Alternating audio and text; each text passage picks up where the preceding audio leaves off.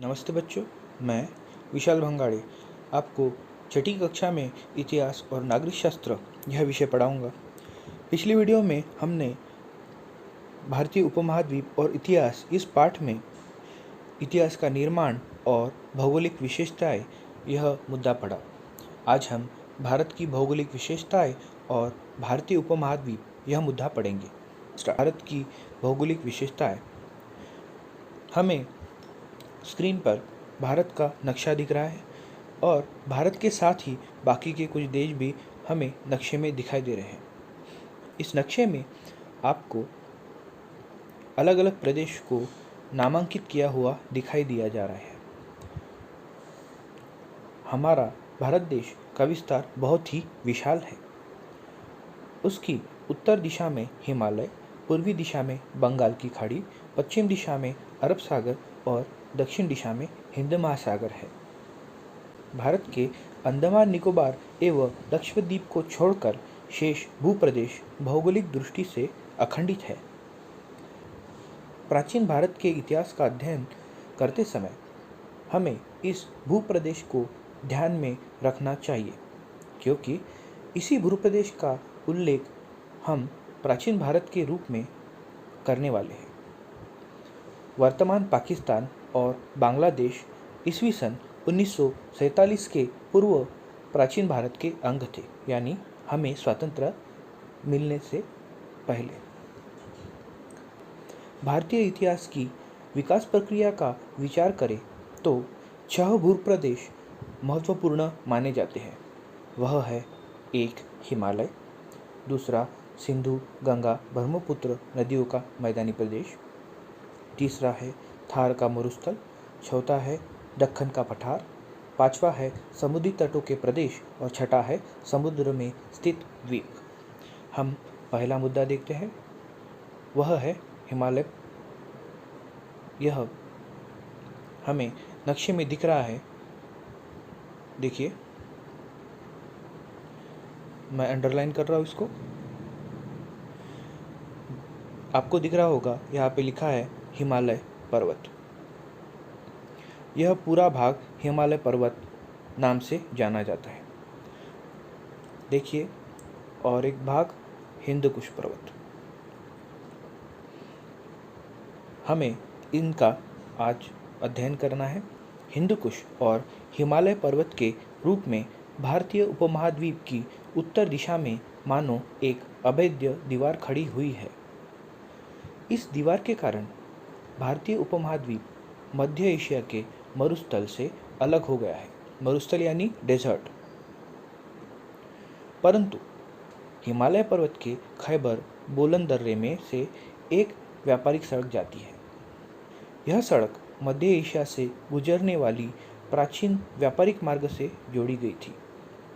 चीन से निकलकर एवं मध्य एशिया से होकर अरब प्रदेश तक पहुंचने वाला यह व्यापारिक मार्ग ऋषि मार्ग के रूप में जाना जाता था, क्योंकि इस मार्ग द्वारा पश्चिम देशों में से भेजे जाने वाले माल में रेशम प्रमुख वस्तु थी।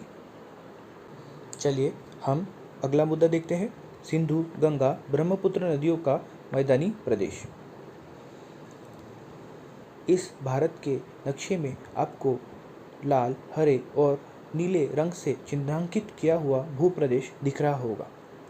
लाल रंग से चिन्हांकित किया हुआ सिंधु नदी का मैदानी प्रदेश, हरे रंग से चिन्हांकित किया हुआ गंगा नदी का मैदानी प्रदेश और नीले रंग से चिन्हांकित किया गया ब्रह्मपुत्र नदी के मैदानी प्रदेश से नाम से जाना जाता है। यह मैदानी प्रदेश 3 बड़ी नदियों सिंधु, गंगा और ब्रह्मपुत्र और उनकी सहायक नदियों की घाटियों से बना है। यह प्रदेश पश्चिम में सिंध पंजाब से लेकर पूर्व में वर्तमान बांग्लादेश तक फैला हुआ है।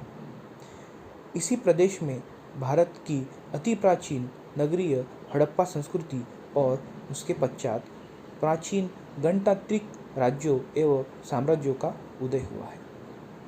हमें हड़प्पा संस्कृति के बारे में इसी विषय के तीसरे पाठ में विस्तृत में अध्ययन करना है। हमें हड़प्पा संस्कृति का इसी विषय के तीसरे पाठ में विस्तृत में अध्ययन करना है। चलिए अगला मुद्दा देखते हैं, थार का मरुस्थल। आपको पता है अफ्रीका महाद्वीप में सहारा मरुस्थल संसार का सबसे बड़ा मरुस्थल है। चलिए पहले थार का मरुस्थल देखते हैं जो हमारे भारत में स्थित है।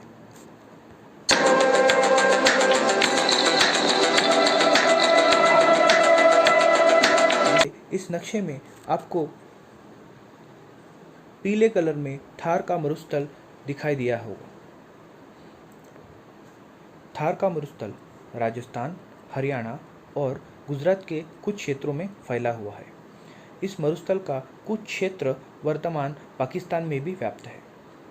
इसके उत्तर में सतलज नदी, पूर्व में अरावली पर्वत की श्रेणियां, दक्षिण में कच्छकरण और पश्चिम में सिंधु नदी है। हिमाचल प्रदेश में घग्गर नदी का उगम होता है और यह नदी थार के मरुस्थल में पहुंचती है।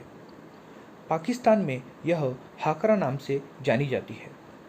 राजस्थान और पाकिस्तान में इस नदी का पाट अब सूखा पड़ा है। इस सूखे पाट वाले क्षेत्र में हड़प्पा संस्कृति के अनेक स्थान बिखरे पड़े हैं। यह थार मरुस्थल 2,80,000 किलोमीटर क्षेत्र में फैला हुआ है। हम थार मरुस्थल के कुछ चित्र देखते हैं।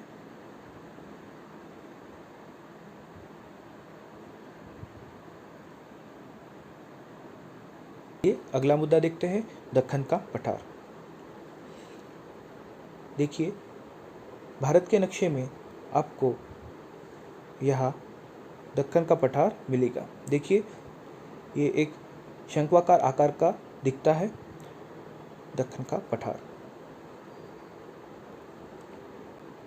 देखिए इसके एक और पूर्वी तट और दूसरी ओर पश्चिमी तट है और इसके बीच में यह भूप्रदेश दक्षिण दिशा की ओर शंक्वाकार यानी संकरा होता गया है। इस पठार के पश्चिम में अरब सागर, दक्षिण में हिंद महासागर और पूर्व में बंगाल की खाड़ी है। तीनों ओर से पानी से घिरा यह भूप्रदेश समुद्र में किसी पर्वत की त्रिकोणीय चोटी के समान दिखाई देता है। इस भूप्रदेश को प्रायद्वीप कहते हैं। भारतीय प्रायद्वीप का अधिकांश क्षेत्र दक्कन के पठार से व्याप्त है। दक्कनी पठार के उत्तर में सतपुड़ा और विंध्य पर्वत की श्रेणियां फैली हुई है। इसके पश्चिम में सह्याद्री पर्वत की श्रेणियां है, उसे पश्चिम घाट कहते हैं। सह्याद्री की पश्चिमी तलहटी में कोंकण और मलबार का तटीय प्रदेश है। दक्कन पठार के पूर्व में स्थित पर्वतों को पूर्व घाट कहते हैं। इस पठार की भूमि उपजाऊ है तथा वहाँ हड़प्पा संस्कृति के पश्चात वाले कालखंड में अनेक कृषि प्रधान संस्कृतियाँ अस्तित्व में थी। मौर्य साम्राज्य प्राचीन भारत का सबसे बड़ा साम्राज्य था और इस साम्राज्य में दक्कन का पठार समाविष्ट था। मौर्य साम्राज्य के बाद भी यहाँ अनेक छोटे बड़े साम्राज्य अस्तित्व में आए और नष्ट हुए। चलिए अगला मुद्दा देखते हैं, समुद्र तटों के प्रदेश।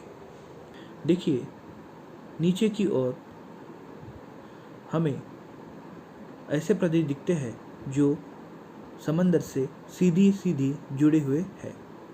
इन्हें समुद्री तटों के प्रदेश कहते हैं। प्राचीन भारत में हड़प्पा संस्कृति के समय पश्चिमी देशों के साथ व्यापार होता था। यह व्यापार समुद्री मार्ग से चलता था। परिणाम स्वरूप भारत के समुद्री बंदरगाहों से विदेशी संस्कृतियाँ और लोगों के साथ भारत का संपर्क और लेन देन होता था। कालांतर में सड़क मार्ग से भी व्यापार और संचार प्रारंभ हुआ। फिर भी समुद्री मार्ग का महत्व बना रहा। देखिए आपको समुद्री प्रदेश दिख रहा है। चलिए अगला मुद्दा पढ़ते हैं, समुद्र में स्थित द्वीप। आपको नक्शे में दिख रहा होगा नीचे की ओर, यहाँ पे देखिए अंडमान और निकोबार द्वीप समूह। यह बंगाल की खाड़ी में स्थित है। बंगाल की खाड़ी में स्थित अंडमान और निकोबार भारतीय द्वीप का समूह लक्षद्वीप अरब सागर में स्थित है। प्राचीन समय में चलने वाले समुद्री व्यापार में इन द्वीपों का महत्व रहा होगा। पेरिप्लस ऑफ द एरिथ्रियन सी अर्थात लाल सागर की जानकारी पुस्तिका नामक पुस्तक में भारतीय द्वीपों का उल्लेख मिलता है। यह पुस्तक एक अनाम ग्रीक नाविक द्वारा लिखी गई है। चलिए हम अंडमान और निकोबार द्वीप के कुछ चित्र देखते हैं।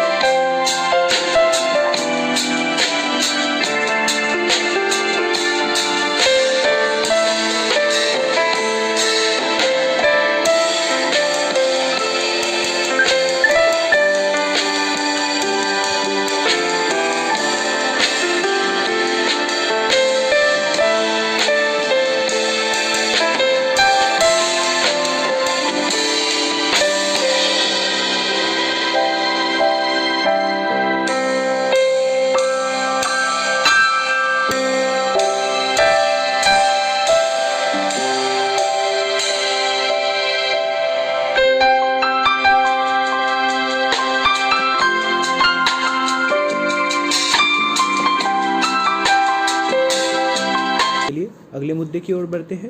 भारतीय उपमहाद्वीप। देखिए, यह भारत का नक्शा है। आपको हमारे भारत देश के पड़ोस में पाकिस्तान, अफगानिस्तान, नेपाल, चीन, भूटान, बांग्लादेश, श्रीलंका ऐसे अनेक देश दिखाई दिए होंगे। अफगानिस्तान, पाकिस्तान, नेपाल, भूटान, बांग्लादेश, श्रीलंका और हमारा भारत देश मिलकर बना हुआ संपूर्ण भूभाग दक्षिण एशिया नाम से जाना जाता है। हड़प्पा और मोहनजोदड़ो नगर वर्तमान पाकिस्तान में है। इस दक्षिण एशिया के भूभाग में भारत देश के विस्तार और महत्व को ध्यान में रखते हुए इस भूप्रदेश को भारतीय उपमहाद्वीप भी कहते हैं। हड़प्पा संस्कृति का विस्तार प्रमुखतः भारतीय उपमहाद्वीप के पश्चिमोत्तर भाग में हुआ था।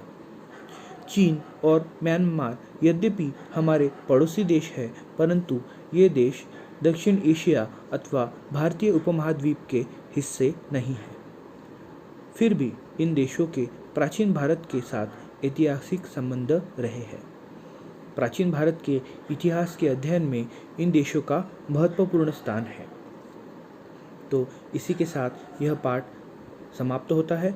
चलिए देखते हैं हमने क्या क्या देखा इस वीडियो में। भारत के भौगोलिक विशेषताओं में हमने पहले हिमालय देखा, फिर सिंधु, गंगा, ब्रह्मपुत्र नदियों का मैदानी प्रदेश देखा, थार का मरुस्थल, दक्कन का पठार, समुद्र तटों के प्रदेश, समुद्र में स्थित द्वीप, इनका भी हमने अध्ययन किया। उसके बाद हमने भारतीय उपमहाद्वीप किन देशों से बनता है यह भी देखा। इसी के साथ यह वीडियो मैं समाप्त करता हूँ। धन्यवाद।